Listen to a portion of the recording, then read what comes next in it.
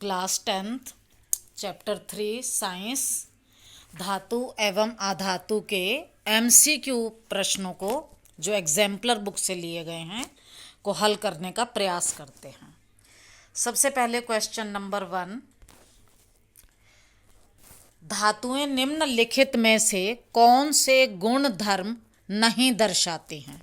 धातुओं के बारे में आपको मालूम है, धातुएं विद्युत की सुचालक होती हैं, तो विद्युत चालकता तो ये दर्शाती हैं, तो पहला आंसर तो है नहीं, क्योंकि हमें देखना है कौन सा गुण नहीं दर्शाती हैं। नंबर 2 है ध्वनिक प्रकृति, धातुओं को अगर किसी से हिट किया जाए तो रिंगिंग साउंड आती है, टनननन, तो ये ध्वनिक भी होती हैं, तो ये आंसर भी नहीं होगा। थर्ड है द्युतिहीनता, द्युति का मतलब होता है चमक, हीनता जिसमें चमक नहीं होती, तो ये सही नहीं है, क्योंकि धातुओं में चमक होती है और हमें यही देखना था, नहीं दर्शाती, तो इसका आंसर हो जाएगा सी, डी ऑप्शन तन्यता। धातुओं से तारें बनाई जा सकती हैं, खींची जा सकती हैं, तो वो तन्य भी होती हैं, तो ये भी नहीं आएगा, क्योंकि हमें नहीं वाला ढूंढना था। तो इस प्रश्न का उत्तर होगा सी। प्रश्न नंबर 2, धातुओं के पतले तार खींचे जाने के गुण को क्या कहते हैं। देखो, धातुओं से हम पतली तार खींच सकते हैं, इस गुण को हम कहते हैं तन्यता, तो इसका आंसर आ जाएगा ए। बाकी ऑप्शन को भी हम देख लेते हैं।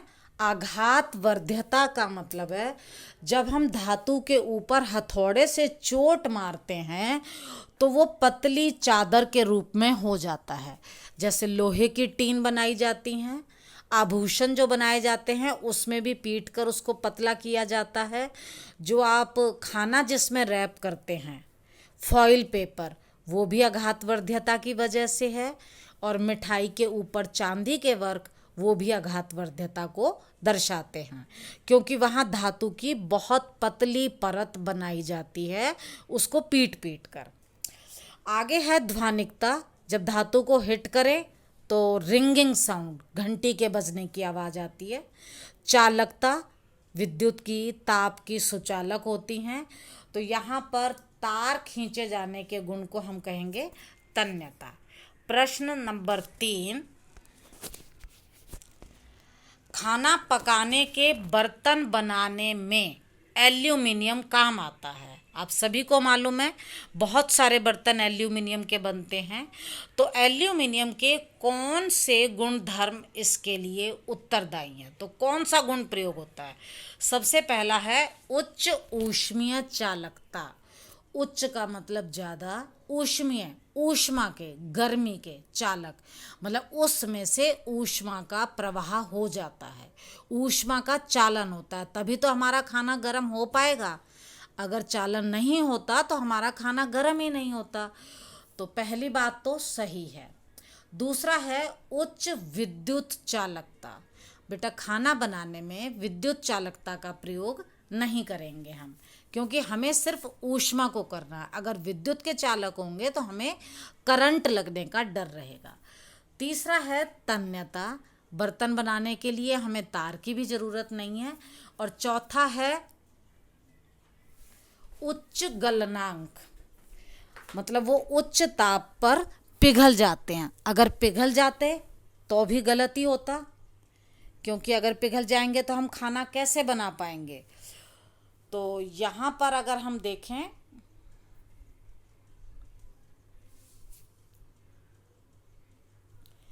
उच्च गलनांक मतलब वो गर्म करने पर पिघलते नहीं हैं। अगर गलनांक कम होता तो वो पिघल जाते, तो इस गुण का भी प्रयोग किया जाता है। तो अब यहाँ पर ऑप्शन हो गया 1 और 4, तो आपका उत्तर हो जाएगा डी। अब हम आते हैं प्रश्न नंबर 4 पर।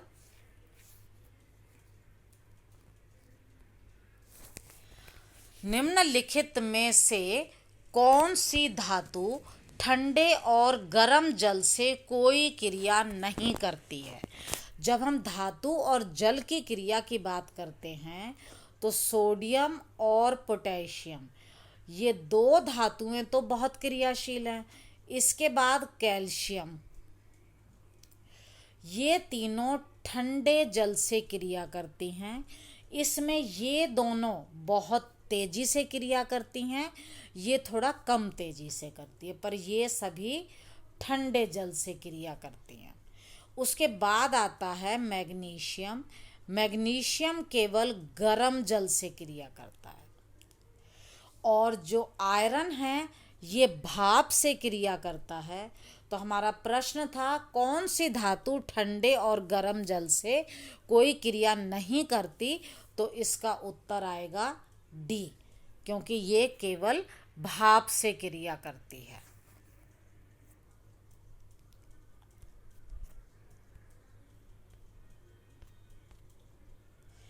अब है प्रश्न नंबर 5। आयरन और भाप को लंबे समय तक अभिक्रिया से, हमने लिया यहाँ पर आयरन और भाप, भाप का मतलब जल, लेकिन ब्रैकेट में हम जी, क्योंकि ये गैस अवस्था पे हैं। अभिक्रिया से आयरन का निम्नलिखित में से कौन सा ऑक्साइड प्राप्त होगा। ये क्रिया आप कई बार पढ़ चुके हैं। तो यहाँ पर बनेगा Fe3O4 और हाइड्रोजन गैस निकलेगी। तो यहाँ पर कौन सा ऑक्साइड बना, Fe3O4, तो आंसर आएगा यहाँ पर सी।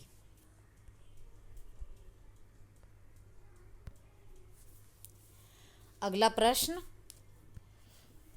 क्या होता है जब कैल्शियम को जल के साथ अभिकृत किया जाता है। अभी बताया था कैल्शियम ठंडे जल से क्रिया करता है, लेकिन तेजी से नहीं करता, थोड़ा धीरे से करता है। तो अब हम यहाँ पर देखते हैं पहला ऑप्शन, यह जल से क्रिया नहीं करता, ये तो गलत है। यह जल से प्रचंड क्रिया करता है, ये भी गलत है, क्योंकि ये प्रचंड तेजी से नहीं करता, थोड़ा धीमे से करता है, तो ये भी गलत है। तीसरा ऑप्शन है यह जल से कम प्रचंड क्रिया करता है, ये ऑप्शन ठीक है। चौथा है बने हुए हाइड्रोजन गैस के बुलबुले कैल्शियम की सतह पर चिपकते हैं। देखो, जब कैल्शियम ठंडे जल से क्रिया करता है तो यहाँ पर हाइड्रोजन गैस निकलती है, यहाँ पर निकलती है हाइड्रोजन गैस। एक तो कैल्शियम हाइड्रोक्साइड बनेगा और हाइड्रोजन गैस निकलेगी। हाइड्रोजन गैस वायु से हल्की होती है। जो गैस का गुब्बारा है, अगर आप उसे छोड़ो तो वो ऊपर चला जाता है, नीचे नहीं आता, क्योंकि हाइड्रोजन गैस बहुत हल्की होती है। तो ये हल्की होने की वजह से कैल्शियम की सतह पर चिपक जाती है। ये कैल्शियम धातु है तो इसकी सतह पर ये बुलबुलों के रूप में चिपक जाती है और हल्की होने की वजह से ये पानी से ऊपर उठाती है और नाचने लगती है, तैरने लगती है। तो चौथा ऑप्शन, बने हुए हाइड्रोजन गैस के बुलबुले कैल्शियम की सतह पर चिपकते हैं, ये सही है। तो यहाँ पर तीसरा और चौथा ऑप्शन ठीक है, तो इसका आंसर हो जाएगा डी। अगला प्रश्न, धातुएं सामान्यतः अम्लों से क्रिया करके लवण और हाइड्रोजन गैस देती हैं। कोई भी धातु जब अम्ल से क्रिया करती है तो लवण और हाइड्रोजन गैस उत्पन्न होती है। क्या सभी धातुएं ऐसा करती हैं और सभी अम्लों के साथ ऐसा करती हैं? ये देखते हैं हम। कौन सा अम्ल धातुओं, सिर्फ मैंगनीज और मैग्नीशियम को छोड़कर अभिक्रिया करके हाइड्रोजन गैस नहीं देता? देखो, HCl और H2SO4 ये तो हाइड्रोजन गैस पैदा करते हैं, लेकिन HNO3 धातु से क्रिया करके हाइड्रोजन गैस निष्कासित नहीं करता। अब क्यों नहीं करता, इसका एक कारण है। ऐसा नहीं है कि हाइड्रोजन बनती नहीं है, हाइड्रोजन बनती तो है। जैसे मान लो हमने कोई धातु ली जिंक, उसमें हमने डाला नाइट्रिक अम्ल HNO3, तो यहाँ पर हाइड्रोजन गैस पैदा तो होगी लेकिन निष्कासित नहीं होगी, क्योंकि नाइट्रिक अम्ल एक प्रबल ऑक्सीकारक है। प्रबल ऑक्सीकारक, ऑक्सीकारक का मतलब जो उपचयन कर दे, ऑक्सीकरण कर दे। तो जैसे ही हाइड्रोजन गैस निकलेगी, जैसे ही ये हाइड्रोजन गैस निकलेगी, तो ऑक्सीकारक होने की वजह से ये इसमें ऑक्सीजन का संयोग कर देगा और ये जल में ऑक्सीकृत हो जाएगी, उपचयित हो जाएगी।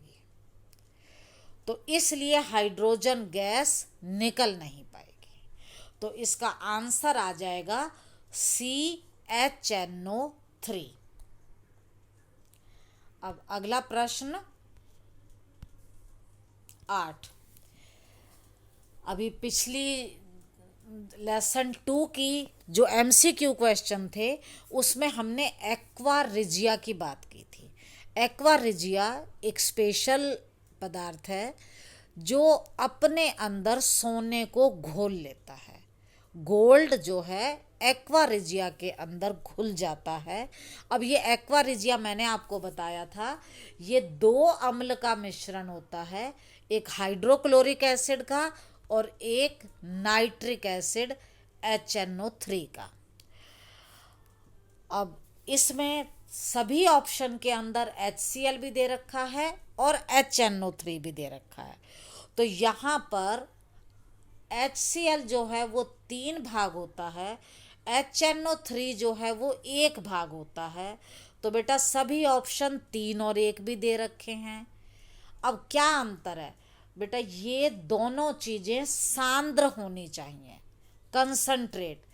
तो एक्वा रिजिया में 3 भाग सांद्र सल्फ्यूरिक हाइड्रोक्लोरिक अम्ल होगा और 1 भाग सांद्र नाइट्रिक अम्ल होगा।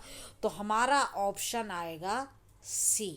यहाँ पर हाइड्रोक्लोरिक एसिड भी सांद्र है और नाइट्रिक एसिड भी सांद्र है और अनुपात 3:1 है। तो 8वें प्रश्न का उत्तर होगा C। अब अगला प्रश्न, निम्नलिखित में से कौन से आयनिक यौगिक नहीं है? आयनिक यौगिक कौन से होते हैं जो आयनों से बनते हैं? आयन में एक धातुक होगा और एक अधातु। धातु वाला जो आयन है वो धन आयन होगा और अधातु वाला होगा ऋण आयन, क्योंकि धातु जो हैं वो इलेक्ट्रॉन त्याग कर धन आयन बनाती हैं और अधातु इलेक्ट्रॉन को ग्रहण करके ऋण आयन बनाती हैं। और जो आयनों से यौगिक बनेंगे वो आयनिक यौगिक होंगे। तो यहाँ पर KCl पोटेशियम धातु है और क्लोरीन अधातु है। तो पहला ऑप्शन है, एक धातु है एक अधातु है, तो यहाँ पोटेशियम आयन और अधातु से बनेंगे क्लोराइड आयन, तो ये आयनिक यौगिक है। दूसरा है HCl, यहाँ पर ये हाइड्रोजन आयन है और ये है क्लोराइड आयन। लेकिन ये ऑप्शन ऐसा आयनिक नहीं है। इसका एक विशेष रीज़न है, क्योंकि ये जो हाइड्रोजन है ये धातु की तरह व्यवहार भी करती है और अधातु की तरह से भी करती है। तो हाइड्रोजन जो है वो हाइड्रोजन आयन प्रदान नहीं करेगी, बल्कि ये सह संयोजी आबंध बनाएगी, जिसके बारे में आप चैप्टर 4 में पढ़ेंगे। तो यहाँ पर ये आयन नहीं बनाएगी, तो ये आयनिक यौगिक नहीं है। तो इसका ये आंसर सही हो जाएगा। देखो KCl में आयन बने थे, हमें चाहिए जो आयनिक यौगिक नहीं है, तो पहला ऑप्शन गलत था, दूसरा ऑप्शन सही हो गया। अब हम अगर तीसरा ऑप्शन देखें CCl4, बेटे यहाँ पर भी ये धातु नहीं है, ये भी आयनिक यौगिक नहीं बनाएगा। जितने भी कार्बन के यौगिक हैं वो सह संयोजी आबंध बनाते हैं, जिन्हें आप लेसन 4 में पढ़ोगे। चौथा ऑप्शन है NaCl। इसमें सोडियम धातु है, क्लोराइड अधातु है, आयनिक यौगिक बनेगा। हमें ढूंढना है जो आयनिक यौगिक नहीं है, तो चौथा ऑप्शन गलत हो जाएगा। तो इसके ऑप्शन आएंगे 2 और 3। तो 2 और 3 वाला ऑप्शन बी ठीक है। तो इसका उत्तर हो जाएगा बी। अगला प्रश्न, निम्नलिखित में से कौन सा गुणधर्म सामान्यतः आयनिक यौगिकों के द्वारा प्रदर्शित नहीं होता? थोड़ा सा मैं आयनिक यौगिक के बारे में बताती हूँ। आयनिक यौगिक जैसे मान लो NaCl, इसमें सोडियम धन आयन बनाएगा, धातु है। क्लोराइड जो है वो ऋण आयन बनाएगा, अधातु है। तो ये आयनिक यौगिक है। आपको पता है नमक जल में घुलनशील होता है, तो जल में विलयता तो प्रदर्शित की जाती है। हमें क्या ढूंढना है जो नहीं करता, तो पहला ऑप्शन नहीं आएगा। दूसरा ऑप्शन ठोस अवस्था में विद्युत चालक। ठोस अवस्था में ये विद्युत चालक नहीं होते, क्योंकि आयन केवल जलीय विलयन में ही बनते हैं। अगर ये ठोस है तो विद्युत आयन नहीं बनेंगे, और आयन नहीं बनेंगे तो विद्युत चालकता भी नहीं दर्शाएंगे। तो इसका बी ऑप्शन सही है। अगर हम सी को देखें, उच्च गलनांक एवं क्वथनांक, क्योंकि ये धन है ये ऋण है, दोनों के बीच में आकर्षण बल है, तो इनको तोड़ने के लिए बहुत ज़्यादा ऊर्जा की आवश्यकता होगी। इसलिए इसका उच्च गलनांक एवं क्वथनांक होता है। हमें जो ढूंढना है वो नहीं वाला ढूंढना है, तो ये ऑप्शन भी गलत है। गलित अवस्था में विद्युत चालकता, मतलब जब ये पिघली हुई अवस्था में है तो विद्युत का चालन करेंगे, तो ये भी आयनिक यौगिक का लक्षण है। हमें ढूंढना है जो नहीं है, तो ये ऑप्शन भी गलत है। तो 10वें प्रश्न का उत्तर आ जाएगा बी। अगला प्रश्न, बेटा बुक में जो 11वां प्रश्न है वो आपके सिलेबस में नहीं है, क्योंकि थोड़ा सा सिलेबस चेंज हो गया था। अब हम 17वें प्रश्न को देख रहे हैं। धातुएं सामान्यतः ठोस होती हैं। सभी धातुएं ठोस हैं, जैसे लोहा, सोना, चांदी, तांबा, सभी ठोस है। लेकिन एक विशेष धातु है जो रूम टेम्परेचर पर, कमरे के ताप पर द्रव अवस्था में पाई जाती है, और उसका नाम है मरकरी। तो इसका आंसर आ जाएगा डी, Hg, पारा या मरकरी बोलते हैं इसे। थर्मामीटर में भी भरी जाती है। ये सामान्य ताप पर द्रव अवस्था में होती है। इससे अगला प्रश्न जो आपके सिलेबस में है वो है प्रश्न नंबर 19। सामान्यतः अधातुएं चमकीली नहीं होती। देखो, धातु चमकदार होती हैं, अधातुएं चमकीली नहीं होती। लेकिन एक अधातु इसका अपवाद है। अपवाद का मतलब जो इससे अलग है, जो चमकदार होती है, उसका नाम है आयोडीन। आयोडीन एक ऐसी अधातु है जो चमकीली होती है। तो इसका आंसर आ जाएगा डी। अगला प्रश्न आपके सिलेबस का प्रश्न नंबर 20। निम्नलिखित 4 धातुओं में से कौन सी उसके लवण के विलयन से अन्य 3 धातुओं द्वारा विस्थापित की जाती है? देखो, विस्थापन में आपको पता है, मैंने आपको बताया है क्लास में कि ये हमारी धातुओं की सक्रियता श्रेणी है, जिसको याद करने की ट्रिक है। काली नाथ का माली आलू जरा फीका पकाता है।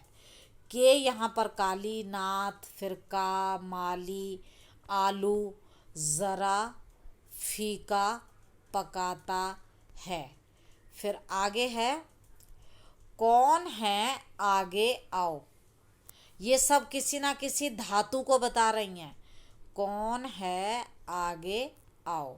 अब अगर आप इस सीरीज को देखो तो ये potassium, sodium, calcium, magnesium, aluminium, zinc, iron, lead, hydrogen, copper, mercury, silver और गोल्ड। जो धातु हाइड्रोजन से बाद में आई हैं वो कम क्रियाशील है, वो कम क्रियाशील है।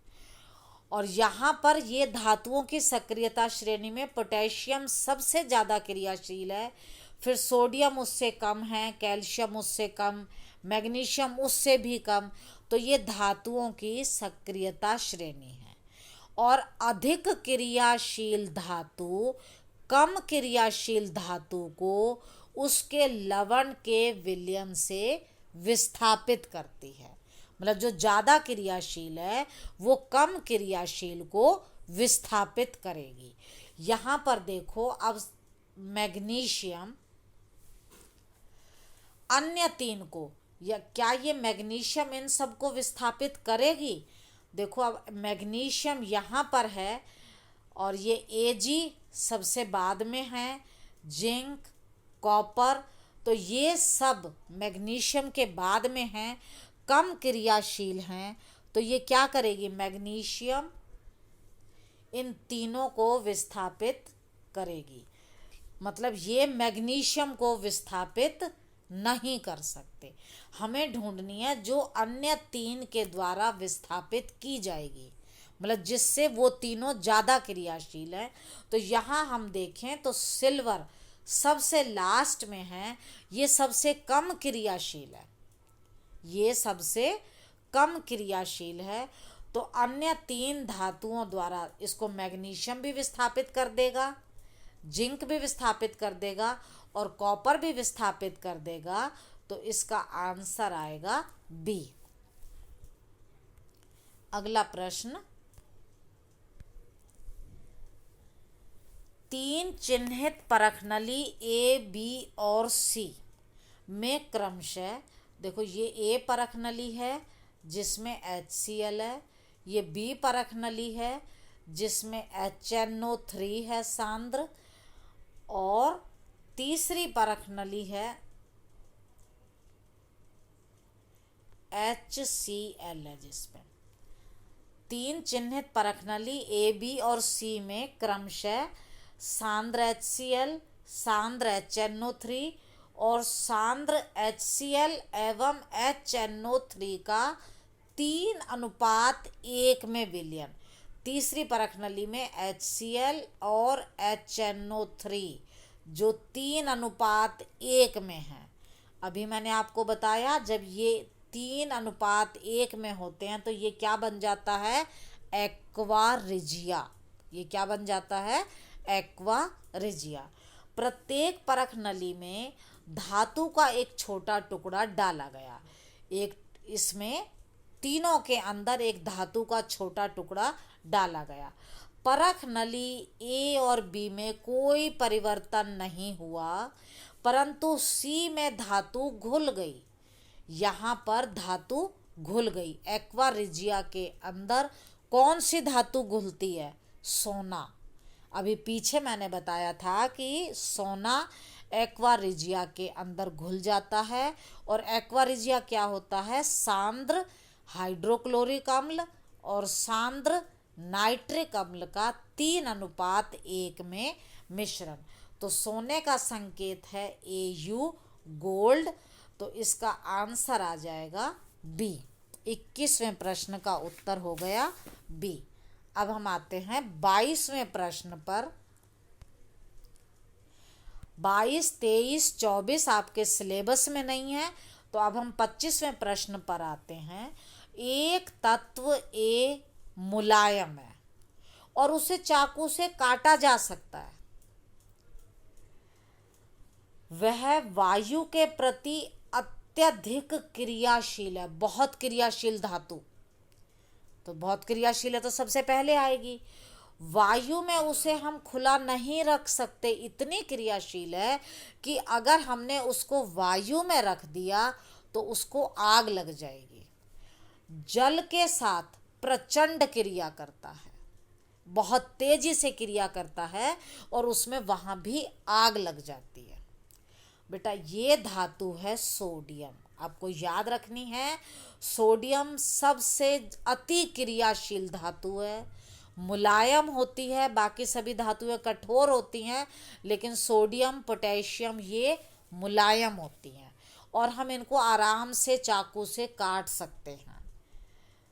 और अगर इसको खुले में रख दिया जाए या जल में डाल दिया जाए तो ये तुरंत आग पकड़ लेती हैं, क्योंकि ये बहुत क्रियाशील है। तो इसका आंसर आएगा सोडियम बी। अगला प्रश्न 26वां आपके सिलेबस में नहीं है, 27वां। मैग्नीशियम धातु के लिए निम्नलिखित में से कौन सा कथन गलत है? मैग्नीशियम रिबन ऑक्सीजन में चमकीली श्वेत ज्वाला के साथ जलती है। चैप्टर 1 की पहली ही एक्टिविटी है, ये बात सही है। दूसरा, यह ठंडे जल से अभिक्रिया पर मैग्नीशियम ऑक्साइड बनाती है और हाइड्रोजन गैस निकलती है। बेटा अभी मैंने बताया था मैग्नीशियम ठंडे जल से क्रिया नहीं करती, ये गर्म जल से क्रिया करती है, तो ये बात गलत है। तीसरा ऑप्शन, यह गर्म जल से क्रिया पर मैग्नीशियम हाइड्रोक्साइड बनाती है और इसमें हाइड्रोजन गैस निकलती है, ये बात ठीक है, क्योंकि मैग्नीशियम गर्म जल से क्रिया करती है और जब धातु जल से क्रिया करती हैं तो धातु ऑक्साइड बनाती हैं और धातु ऑक्साइड जल में घुलकर धातु के हाइड्रोक्साइड बनाते हैं। चौथा ऑप्शन, ये भाप से क्रिया पर मैग्नीशियम हाइड्रोक्साइड बनाती है और हाइड्रोजन निकालती है, ये भी ठीक है। तो यहाँ बी ऑप्शन गलत है और हमें गलत ही ढूंढना था, तो इसका आंसर हो जाएगा बी। अगला प्रश्न, प्रश्न नंबर 29। एक्स और वाई के मध्य अभिक्रिया पर, मतलब एक्स और वाई ने क्रिया की और एक यौगिक बना जेड। यहाँ पर एक्स इलेक्ट्रॉन खोता है। बेटा जो इलेक्ट्रॉन का त्याग करे, इलेक्ट्रॉन को खोए, उसको हम बोलते हैं धातु। तो एक्स यहाँ पर है धातु, क्यों? क्योंकि यह इलेक्ट्रॉन को त्याग करता है, खोता है। जो इलेक्ट्रॉन का त्याग करे, देखो धातु को हम लिखते हैं मेटल, मैं को समझ लो इलेक्ट्रॉन, ई से इलेक्ट्रॉन टल जाए, जो छोड़ दे, त्याग कर दे, तो ये तो हो गई धातु। जबकि वाई इलेक्ट्रॉन ग्रहण करता है, जो इलेक्ट्रॉन ग्रहण करे वो होता है अधातु। निम्नलिखित में से कौन सा गुण जेड नहीं दर्शाता? देखो धातु आपको मालूम है धन आयन बनाती हैं, धा से धातु धन आयन बनाती हैं, अधातु ऋण आयन बनाती हैं। और जब आयन से कोई यौगिक बनता है तो उसे हम बोलते हैं आयनिक यौगिक। तो ये आयनिक यौगिक है और आयनिक यौगिक के बारे में आपको मालूम है इनका गलनांक और क्वथनांक उच्च होता है। तो इनका उच्च गलनांक है, ठीक है। निम्न गलनांक, ये बात इनकी गलत है। गलित अवस्था में विद्युत का चालन करते हैं, जब आयन बनेंगे तो चालन होगा। ठोस अवस्था में पाए जाते हैं, ये ठोस होते हैं, कठोर होते हैं। तो हमें देखना था कौन सा गुण जेड नहीं दर्शाता, तो इसका आंसर हो जाएगा बी, ये वाला गुण नहीं दर्शाता। अगला प्रश्न, प्रश्न नंबर 30। 3 तत्व एक्स, वाई और जेड के इलेक्ट्रॉनिक विन्यास X का है 2 8। देखो इसका जो बाहरी कक्ष है, किसी भी परमाणु के बाहरी कक्ष को हम संयोजी कक्ष कहते हैं। और संयोजी कक्ष अगर पूरा भरा हुआ है तो उसे हम बोलते हैं उत्कृष्ट गैस या नोबल गैस, जिसका संयोजी कक्ष पूरा भरा हुआ हो। तो देखो पहला कक्ष के में 2 ही इलेक्ट्रॉन आते हैं, दूसरा कक्ष L, और ये संयोजी बाहर वाला भी है, 8 से ज़्यादा इलेक्ट्रॉन नहीं आ सकते, ये पूरा भरा हुआ है। और जिसके पूरा बाहरी कक्ष पूरा भरा हुआ हो उसे हम नोबल गैस या उत्कृष्ट गैस कहते हैं। ठीक है, अब दूसरा देखो Y, ये तो हो गया हमारा नोबल या उत्कृष्ट गैस। Y में है 2 8 7। बाहरी कक्ष में कितने इलेक्ट्रॉन हैं? 7। और हर तत्व की प्रवृत्ति होती है कि उसका बाहरी कक्ष पूरा भरा हुआ हो। पूरा भरने के लिए इसको क्या चाहिए? 1 इलेक्ट्रॉन।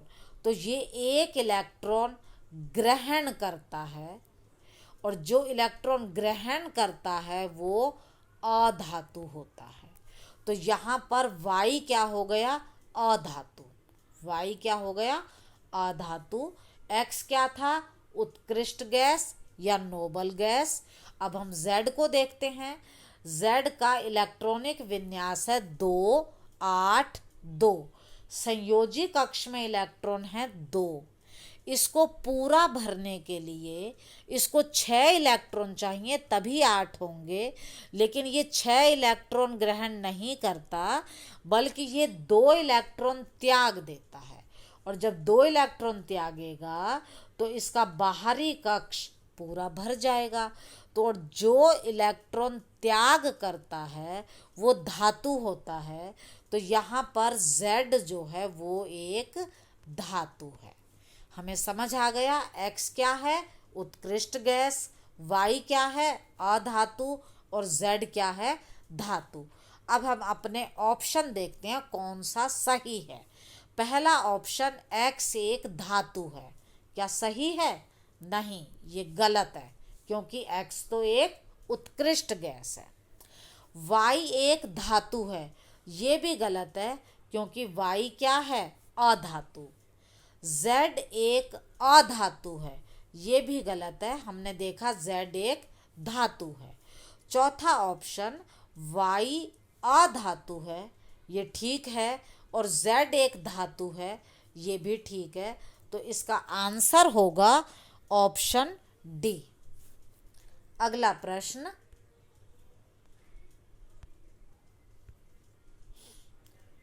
धातुएं सामान्यतः क्षारीय ऑक्साइड बनाती हैं। देखो आपको पता है धातुएं जो हैं वो क्षारीय ऑक्साइड बनाती हैं, और हमें कैसे पता लगेगा कि वो क्षारीय ऑक्साइड बनाती हैं? क्योंकि धातु जो है वो अम्ल से क्रिया करके लवण और जल बनाती है, और जो अधातु हैं वो क्षार से क्रिया करती हैं। जो अधातु के ऑक्साइड हैं वो क्षार से क्रिया करके लवण और जल बनाते हैं। इसका मतलब धातु तो हुई क्षार, तभी तो अम्ल से क्रिया करके लवण और जल बनाएंगी, उदासीनीकरण अभिक्रिया। अधातु जो हैं वो अम्लीय होती हैं, तभी वो क्षार से क्रिया करके लवण और जल बनाएंगे।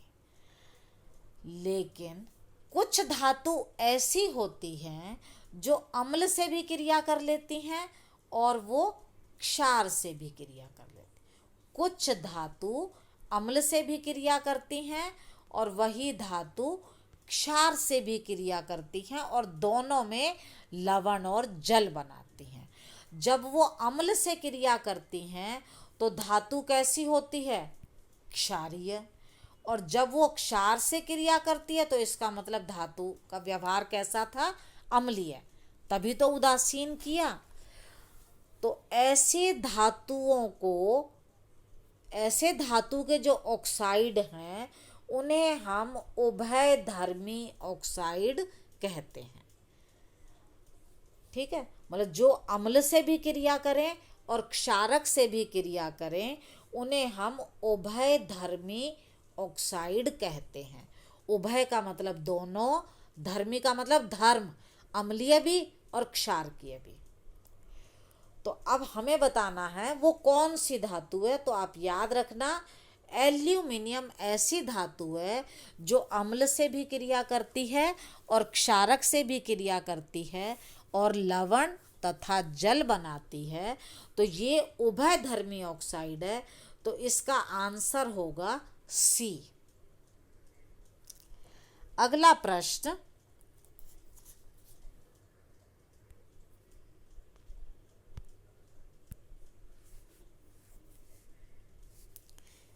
सामान्यतः अधातु विद्युत के चालक नहीं होते, धातु ही विद्युत की चालक होती हैं। लेकिन एक अधातु ऐसी है जो विद्युत की चालक होती है और वो है ग्रेफाइट। आपको याद रखना है, ये एक ऐसी अधातु है जो विद्युत की अच्छी चालक है। दोबारा सुनिए, शायद मैं गलत बोल गई। देखो, धातु जो हैं वो विद्युत की चालक होती हैं और अधातु जो हैं वो विद्युत की चालक नहीं होती। लेकिन एक अधातु ऐसी है जो विद्युत की चालक है और उसका नाम है ग्रेफाइट। यही पूछा है कौन सी विद्युत का अच्छा चालक है। ये सभी अधातु हैं, इनमें से ग्रेफाइट विद्युत की अच्छी चालक है। तो आंसर हो जाएगा इसका बी। अगला प्रश्न, विद्युत तारों पर, जो बिजली की तार हैं, अगर तांबे की तार है तो उसके ऊपर आपको पता है कुछ रबड़ जैसा पदार्थ चढ़ा होता है। अगर नंगी तार होगी तो हमें करंट लग जाएगा। विद्युत तारों पर विद्युत रोधी, मतलब जो विद्युत को रोके, करंट नहीं लगने देता, पदार्थ की एक परत होती है। इस पदार्थ का क्या नाम है? इस पदार्थ का नाम है पीवीसी।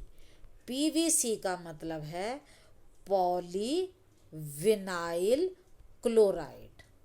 पीवीसी, पॉलीविनाइल क्लोराइड, ये विद्युत रोधी पदार्थ है।